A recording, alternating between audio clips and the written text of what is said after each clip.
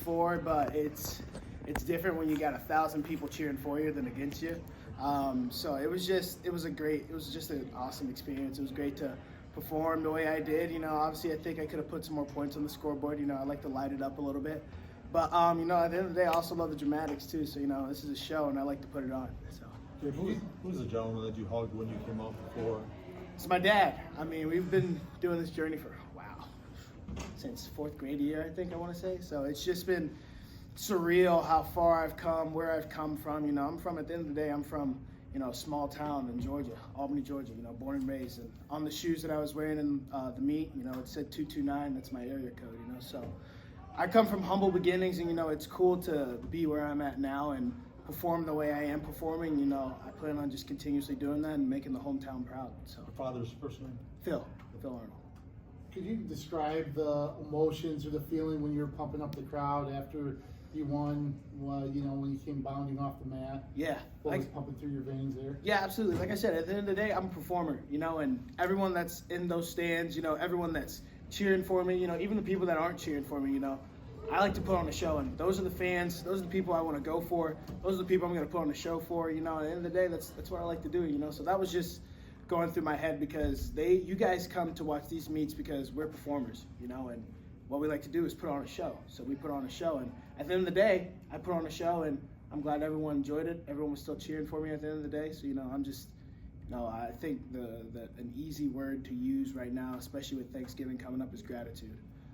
So yeah, just thankful for the fans, for my coaches, for my teammates, everybody who's played even a small role in this, next chapter of my life and all the chapters before as well.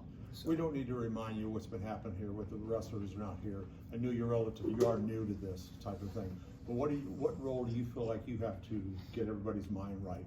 Yeah, Tom says Tom Brand says next guy up. So, I'm going to embrace that. Whatever that guy says, I'm going to embrace it 110%. So if he says next guy up, then excuse my language, but dagnammit, next guy up, Tried to find a better word to use besides, damn it. But so yeah, he says next guy up, I'm gonna embrace that. And this is one of those situations where it was next guy up.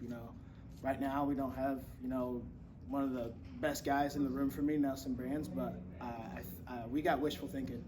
And I think hopefully everything goes well and we'll get that guy back. And if not, so be it. But at the end of the day, I still got that guy in the room. He's a great partner.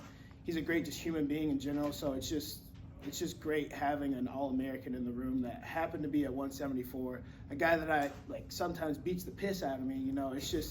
It's great to have that guy in the room. So why not? Even if I am the guy or not the guy, why not be grateful and just be glad that I got a body like that? So. When did you know that you were gonna wrestle today? It's kind of been planted in my head all week. It's been one of those things like, hey, you want this match? I'm like, hell yeah, I want this match. Travis Whitlake, past All-American, no slouch at all. And, I wanted it, I wanted to put on a show for the home crowd. And, I wanted to, Terry said that, we need to it was time to, this match, this duel was to put the world on notice. I put the world on notice. I'm here at 174 pounds. I'm not backing down from anything. I'm ready for it all. Let's do it. You're from Georgia. You brought that up, right? But you transferred to Iowa City, so this was kind of your home, last year. What was it like to get, a win in front of some hometown people here? Surreal, man. Surreal. Dream come true. You got a lot of kids who are in the stands now. They've been Hawkeyes fans since, this big. It's crazy. And just to be a part of that culture, part of that history, it's crazy. I guess my home team when I was younger and growing up and starting wrestling was Mizzou because I have family ties there. My dad went there. Jaden Cox, my cousin, he went there, so my grandma lives there. Literally lives right down the street from the university. So, my roots are there, so I can kind of sort of embrace that a little bit, just having that, hometown school you love to root for. And, I'm just, like I said, I'm glad and proud to be a part of that history, a part of this culture, so. If you had your way, what would your plans be for the rest of the season? You have some matches that you can have and still keep your red shirt, but, as far as you're concerned, do you want to be there the full season?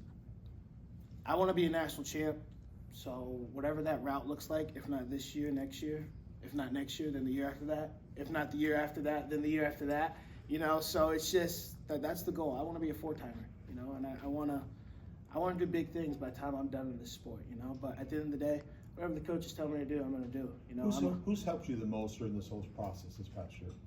I don't even think there's anyone I can pinpoint, just because everyone has just been so pivotal just through this whole like year, you know, thing that I've been here for. You know, I moved to Iowa City last year, as all of you guys know, and just, you know, it's hard to say, oh, this guy did the most, this guy did the most. Like, no, it's just been a group effort to make Gabe Arnold the absolute best human being he could possibly be. Forget wrestling. You know, at the end of the day, this is just a sport. I do this because I love it. I do this because I get the opportunity to do it, you know, and just, you know, that's all that matters at the end of the day. If I'm not a good person, then all this goes to waste. Walk us through what you saw in that takedown there. I mean, I'm a guy that I say that I don't like to feel things out, but sometimes it's just nature of the beast, just how things go sometimes. But, you know, I saw the angle and I was feeling it, and I was like, bang, let's get it. So I got to that foot, he started to drag out a little bit. I was like, come on, just kept the foot on the mat, came up, put him down. You know, I know he was a rolly guy. I knew he wanted to try to get me off his legs as much as possible, but, you know, put him in the ground, hammer it down.